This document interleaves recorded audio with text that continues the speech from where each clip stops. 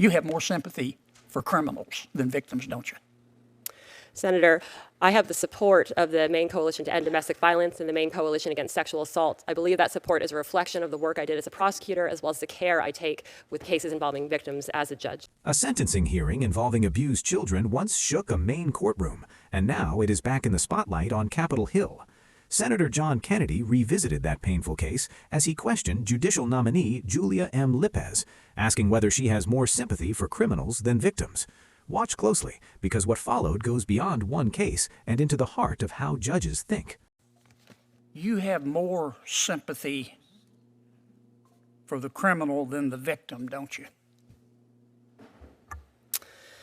Senator, I worked on behalf of victims of crime zealously as a prosecutor.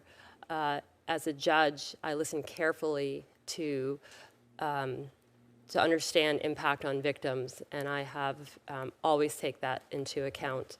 Do you know Micah Smith? Michael Smith, Senator? Micah, M-I-C-H. I don't believe I know a Micah Smith, Senator, no. Okay. I bet the victims of Micah Smith remember Micah Smith if you don't. Senator, there was a defendant I sentenced named Michael Smith. Mr. Smith molested a 4-year-old girl, didn't he? Senator, he was convicted after trial of unlawful sexual contact under Maine law. That's a nice way of putting it.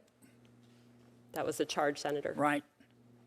Mr. Smith molested a 9-year-old girl, didn't he? Senator, again, he was convicted of unlawful sexual contact against 2 children. In that case, I did impose the sentence the state requested. At oral argument, this is how Mr. Smith's conduct was described. Quote, you heard this testimony, all of the abuse is done in the same fashion. Smith would rub his fingers in a circular motion on the vagina of each child, and he did so repeatedly. Now, where I come from, we call that sexual abuse. You can pretty it up all you want to, Judge. This is what you said at Mr. Micah's sentencing. These are your words, not mine.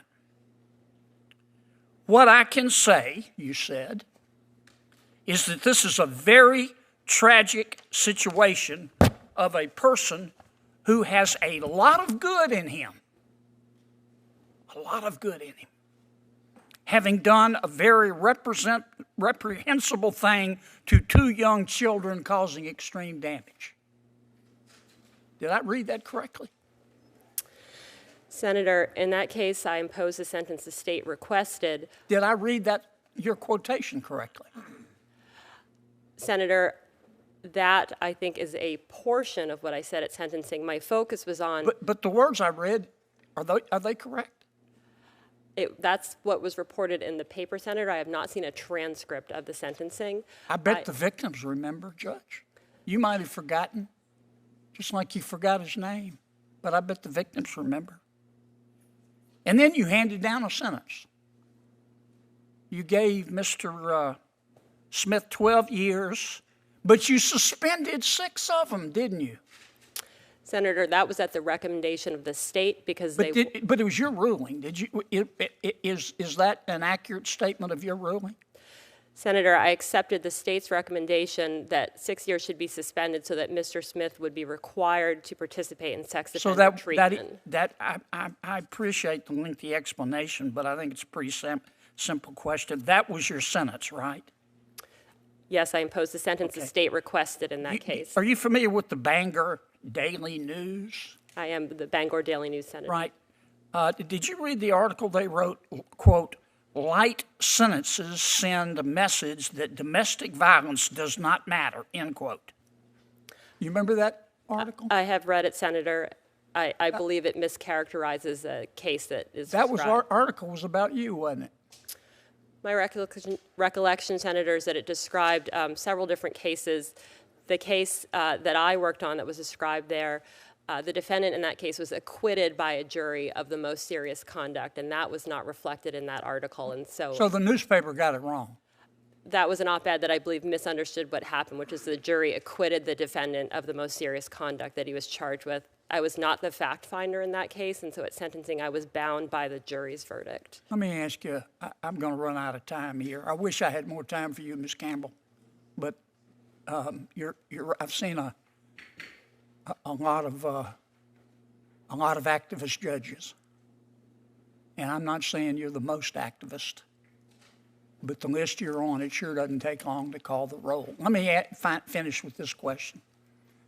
I'm going to end as I began, Judge Lipez.